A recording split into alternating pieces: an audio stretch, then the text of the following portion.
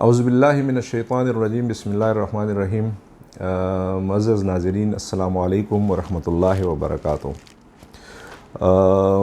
पिछली मेरी वीडियो की बड़ी अच्छी जो मुझे रिव्यूज़ और व्यूवर मिले हैं, तो मुझे लगा कि मुझे ये चीज़ आगे भी, ये अवेयरनेस का जो कैंपेन है मुख्तलिफ़ बीमारियों के बारे में और चीज़ों के बारे में अपने लोगों को मतलब बताना कंटिन्यू रख लूँ। अगला जो मेरा टॉपिक है वो ट्रामा है कि जो लोग एक्सीडेंट कर लेते हैं, जो गोली से ज़ख्मी होते हैं, जो गिर जाते हैं, उसके लिए इसके बारे में कुछ अहम चीज़ें हैं जो मैं हाईलाइट करना चाहता हूँ। वो तो बड़ी टॉपिक है, मतलब ये 5 और 10 मिनट की वीडियो की बात नहीं होती, लेकिन मैं चाहता हूँ कि मैं इसको ज़रा हाईलाइट करूँ कि जिसमें आप लोगों का जो पार्ट है, आप लोगों ने उसमें क्या किरदार अदा करना है। सबसे पहले बात तो यह है कि हमें ये जो मरीज़ बनता है ये एक आजमाइश होती है, क्योंकि अल्लाह ताला ने सूरह मुल्क में जो सेकेंड के थर्ड आयत में फरमाता है कि अल्लज़ी औज़ुबिल्लाहि मिनश्शैतानिर्रजीम बिस्मिल्लाहिर्रहमानिर्रहीम अल्लज़ी खलक़ल मौत वल हयाता लियब्लुवकुम अय्युकुम अहसनु अमला, कि अल्लाह ने ये जो ज़िंदगी और मौत या जो इंसान को पैदा किया है वो इसलिए है कि ये पता चले कि कौन अच्छा अमल करता है। तो ये चीज़ जो है ये अल्लाह ताला हमसे बहुत ज़्यादा मोहब्बत करता है। ये तो हम अक्सर कहते हैं कि अल्लाह ताला 70 माओं से ज़्यादा मोहब्बत करता है, लेकिन इस चीज़ को हमने कभी गौर से इसको सोचा नहीं है, इस पर सोचा हमने नहीं है। अगर आप सोच लें कि एक माँ जो है वो अपने बच्चे से कितनी मोहब्बत करती है, मतलब अपने जान देने के लिए तैयार है। अगर बच्चे को कुछ होता है तो वो सब कुछ करने के लिए तैयार है, और ये इसलिए कि अल्लाह ताला ने अपने रहम में से थोड़ा सा रहम इंसान माँ बाप के दिल में रखा हुआ है, जो अपने बच्चे के लिए, अगर वो जानवर है, इंसान है, जो भी है, कुर्बान होने के लिए बच्चे के लिए तैयार है। तो आप सोच लें कि जो रहीम है, जो रहम का मंबा है, उसकी मोहब्बत कितनी होगी हमसे। और मेरा ये ख्याल नहीं है कि 70, ये अनलिमिटेड है, ये लामहदूद है, इसकी कोई पैमाना नहीं है कि जिसमें हम नाप सके कि अल्लाह ताला हमसे कितनी मोहब्बत करता है। फिर अगर अल्लाह हमसे इतनी मोहब्बत करता है तो फिर हमें बीमार क्यों करता है, हमें तकलीफ़ों में क्यों डालता है? वो ये चीज़ है कि जो अल्लाह ताला फरमाता है कि मैंने इंसान को पैदा इसीलिए किया है कि मैं देखूँ कि कौन उनसे अच्छे अमल करता है। तो इसमें अगर आप देख लीजिए, जब एक घर में, एक मोहल्ले में, एक कस्बे में, एक कम्युनिटी में इंसान बीमार होता है तो उस पे आजमाइश शुरू हो जाती है। मरीज़ अल्लाह ताला आजमाता है कि वो सब्र करता है कि नहीं, वो मेरा शुक्र करता है कि नहीं। उसके इर्द गिर्द जितने लोग हैं उनको देखता है कि कौन इनकी कितनी मदद करता है, कौन हमदर्द है और कौन खुश है कि इसको तकलीफ़ है। हम में बहुत से लोग दूसरों की तकलीफ़ पे खुश भी होते हैं, ये उसके लिए फेल्योर है। अल्लाह ताला इस जगह पे इन सारी कम्युनिटी को आजमा रहा है। फिर बेचारा घर से निकलता है, फिर टैक्सी वाले को आजमाता है, फिर इसके बाद ये जब डॉक्टर के पास हॉस्पिटल पहुंचता है तो डॉक्टर को आजमाता है। हालांकि शिफा तो अल्लाह ने देनी है, अगर उसने शिफा देनी है तो वो बीमार क्यों करता है? बीमार भी वही करता है, शिफा भी वही देता है। और साफ अल्लाह ताला ने फरमाया है कि वो इज़ा मरज़्तु फहुवा यशफ़ीन। तो जब वो शिफाई देता है तो फिर ज़रूरत ये बाकी लोगों की, हमारी बीच में डॉक्टरों की या इतनी कम्युनिटी का क्या रोल है? वो सिर्फ आजमाने के लिए है कि हमें अल्लाह आजमा रहा है कि हम इस इंसान के साथ क्या करते हैं। हम अल्लाह ताला जो हमसे मांगता है, क्या इन चीज़ों को हम कंसीडर कर रहे हैं कि नहीं कर रहे हैं? बेसिक चीज़ ये है।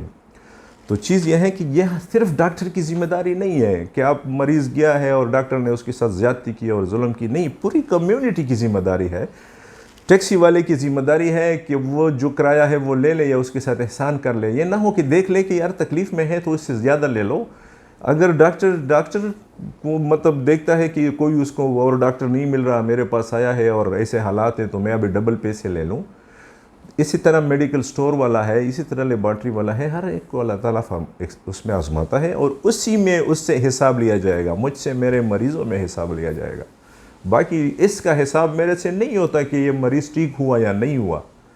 और मतलब हम हमेशा कोशिश करते हैं कि हम अपने मरीज़ों को रिलीफ़ दे दें। फॉर एग्ज़ाम्पल मैं अगर कोई मैं ऑपरेशन फॉर एग्ज़ाम्पल करता हूँ और वो मरीज़ ठीक नहीं होता, मतलब मैंने रॉड लगा दी हड्डी ने जोड़ नहीं ली, जोड़ में देने वाला नहीं हूँ, वो अल्लाह ताला देता है। लेकिन जब तक ये ठीक ना हो तब तक अगर उसके और ऑपरेशन बीच में आते हैं तो मैं अपने ऑपरेशन फ़ीस नहीं लेता, मैं उसको एहसान करने की कोशिश करता हूँ कि मेरा रब मुझसे इसी पे राज़ी हो जाए।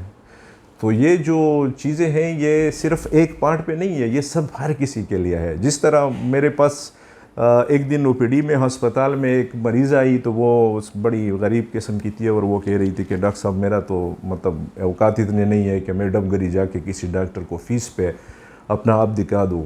तो मैंने उसी दिन, फ्राइडे का दिन था, उसी दिन आके मैं जब क्लिनिक में बैठा हूँ तो मैंने अपने लड़के को कहा कि सारे मरीज़ों को फ़ीस वापस कर दो, मैं अब जुम्मे के दिन सारे मरीज़ों को फ्री देखूँगा। और उसी दिन से अभी तक मैं जुम्मे के दिन फ्री देखता हूँ कि किसी के दिल में ये अरमान कभी रहे ही नहीं कि मैं इस डॉक्टर को अपना आप दिखाना चाहता था लेकिन मेरे पास पैसे नहीं हैं।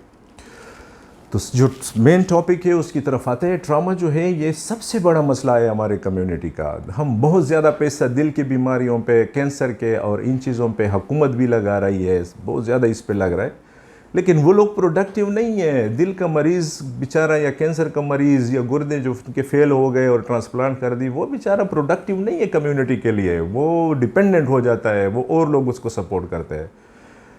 प्रोडक्टिव तो मेरा यही बंदा है जो फैक्ट्री के लिए निकलता है और उसने मजदूरी के लिए जाना है और घर में बाप उसको पता थमाता है कि मेरे ब्लड प्रेशर की दवाई ले आओ, और माँ कहती है कि मेरे शुगर की दवाई ले आओ, और बेटा कहता है कि मेरे लिए पेंसिल ले आओ, और बेटी कहती है कि मेरी ये चीज़ ले आओ। ये सौदा बेचारा अपने साथ लेके अपने काम पे जा रहा होता है कि रास्ते में एक्सीडेंट करता है। ये प्रोडक्टिव लोग हैं और ये प्रायोरिटी हमारी ये होनी चाहिए। हमारी प्रायोरिटी ट्रॉमा नहीं है यहाँ पे, लेकिन यहाँ पे ट्रॉमा प्रायोरिटी होनी चाहिए। कोशिश यही होनी चाहिए कि अब ये मरीज़ विद इन वीक्स अपने काम पे चला जाए, कि इस फैमिली को सपोर्ट कर ले, वरना ये वाहिद जो इनका ज़रिया है कमाई का ये ख़राब हो गया है।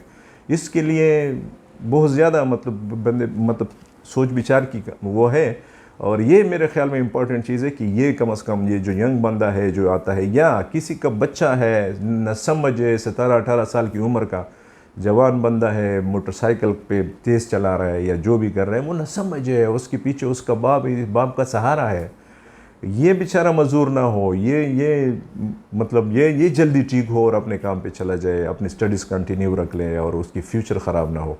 बहुत ज़्यादा इंपॉर्टेंट, इस पे कंसंट्रेट करना चाहिए और इस पे इन्वेस्ट करना चाहिए, इस पे कम से कम पैसा लगाना चाहिए।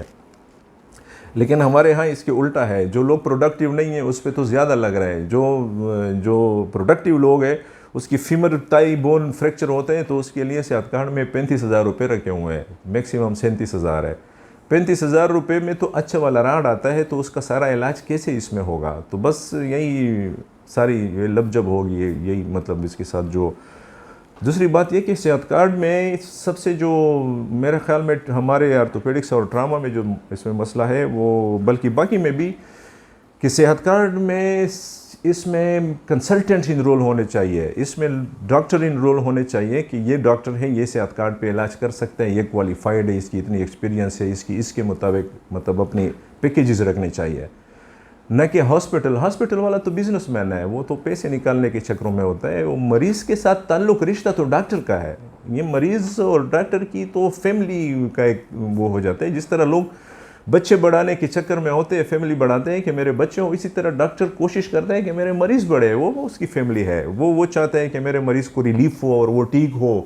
उसके साथ मुखलिस सिर्फ डॉक्टर ही होता है कि वो चाहता है, क्योंकि उसकी फ्यूचर, उसका सब कुछ इसी मरीज़ पे है।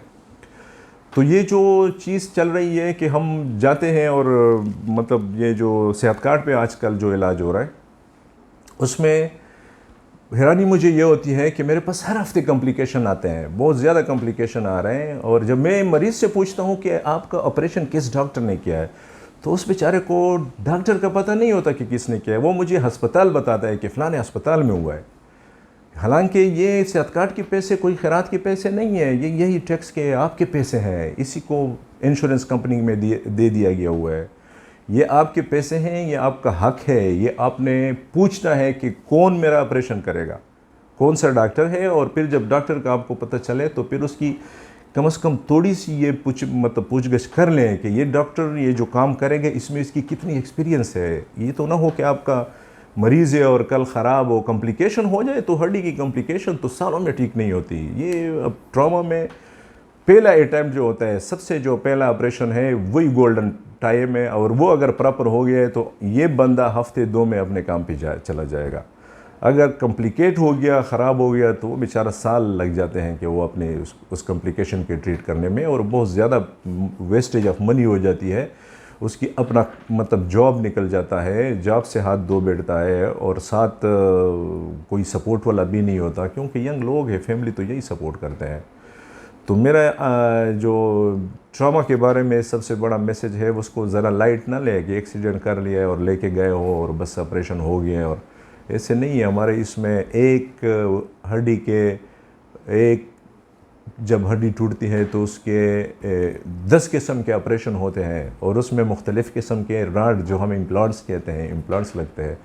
तो कोशिश करें कि आप अपना ऑपरेशन किसी अच्छे सर्जन से करा लें जिसकी अच्छी एक्सपीरियंस है उस चीज़ में, और कोशिश करें कि अच्छा राड लगे कि आपका मरीज़, हम मतलब यही फीमर फ्रैक्चर है, ये इसमें इंटरलॉकिंग नेल कहते हैं। अगर आप प्रॉपर इंटरलॉकिंग नेल लगा लें तो वो नेक्स्ट डे हफ्ते में अपने काम पे जा सकता है। और अगर आप वो प्लेट्स वगैरह कर लें या कोई और प्रोसीजर कर लें तो उसमें फिर हड्डी जुड़ने का इंतज़ार करना होता है, और वो हमें नहीं पता होता कि वो महीने में होता है या 10 महीने में होता है।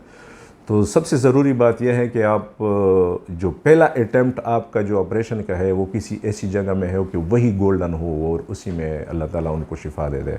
वस्सलाम।